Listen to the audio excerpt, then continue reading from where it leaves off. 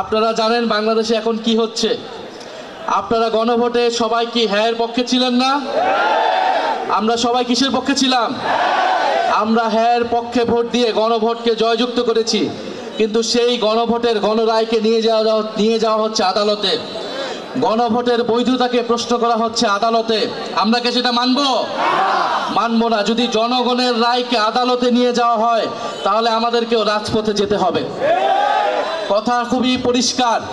আমরা জুলাইয়ের মতো স্লোগান দিতে চাই না, হাইকোর্ট না রাজপথ, কিন্তু এই স্লোগান দিতে আমাদেরকে বাধ্য করবেন না। আমরা জাতীয় সংসদ হয়েছে, সংসদকে সংস্কার পরিষদ সদস্য হিসেবে ঘোষণা করতে হবে এবং গণভোটের গণরায় অনুযায়ী সকল সংস্কার বাস্তবায়ন করতে হবে। না, আদালতকেও প্রশ্নবিদ্ধ করবেন না। বিজ্ঞ আদালতের প্রতি আমাদের আহ্বান থাকবে, জুলাই গণ অভ্যুত্থানের হাজারো মানুষের রক্তের মধ্য দিয়ে আজকের প্রধান বিচারপতিগণ বসেছেন। ফলে এই গণ অভ্যুত্থানে কিন্তু এখনকার আদালত, এখনকার এই নির্বাচন এবং সরকার সবকিছুর বৈধতা যদি সংবিধানের দোহাই দেওয়া হয়, সংবিধান হিসেবে ইন্টারিম গভর্নমেন্টও হয় নাই, নির্বাচনও হয় নাই, তারেক রহমানের সরকারও তৈরি হয় নাই। যদি পুরানো সংবিধানের কথা বলা হয় তাহলে ফ্যাসিস্ট হাসিনাকেই এখনকার প্রধানমন্ত্রী হিসেবে মেনে নিতে হবে। বর্তমান সরকার কি সেটা মেনে নিতে প্রস্তুত কিনা আমরা তার কাছে সেটা শুনতে চাই। ফলে অযথা জল ঘোলা করবেন না। সংস্কার বাস্তবায়ন করতে হবে, বিচার বাস্তবায়ন করতে হবে। ভারতের কাছে অবিলম্বে শেখ হাসিনাকে বাংলাদেশে ফেরত পাঠানোর জন্য দাবি জানাতে হবে। শেখ হাসিনাকে ফেরত না পাঠালে ভারতের সাথে সম্পর্ক ঠিক হবে না।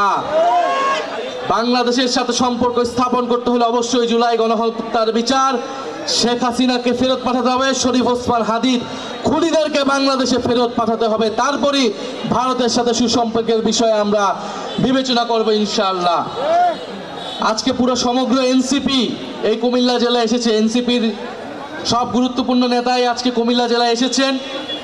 কুমিল্লা এবং বৃহত্তর কুমিল্লা থেকেই কিন্তু এনসিপির যে কার্যক্রম, এনসিপির গুরুত্বপূর্ণ নেতা তৈরি হয়েছে, এটা আমাদের জন্য অনেক সম্ভাবনার। আপনারা জানেন যে এই কুমিল্লায় মুজিববাদের জম হাসনাত আব্দুল্লাহ রয়েছেন, যিনি নির্বাচিত হয়েছেন কুমিল্লা জেলার মানুষের ভোটে। এই কুমিল্লায় রয়েছেন গণ অভ্যুত্থানের ভ্যানগার্ড আসিফ মাহমুদ, সজীব ভুইয়া এবং এই বৃহত্তর কুমিল্লার সন্তান চাঁদাবাজদের জম জনাব নাসিরউদ্দিন পাটোয়ারি আবির্ভূত হয়েছে এই ইলেকশনে। আপনাদের সন্তান চাঁদাবাজ সন্ত্রাসের বিরুদ্ধে ঢাকায় নেতৃত্ব দিচ্ছে। কুমিল্লাবাসীকেও চাঁদাবাজ সন্ত্রাসের বিরুদ্ধে এই কুমিল্লা থেকে প্রতিরোধ তৈরি করতে হবে ইনশাআল্লাহ। কুমিল্লাবাসী কি সেটার জন্য প্রস্তুত আছে? আমরা শেষ করব, আমরা ইফতারে যাব। ইফতারের আগে আমরা 1 মিনিট স্লোগান দিব। আপনারা সবাই প্রস্তুত আছেন? কুমিল্লাবাসী প্রস্তুত? ইনকিলাব ইনকিলাব, এনসিপি এনসিপি।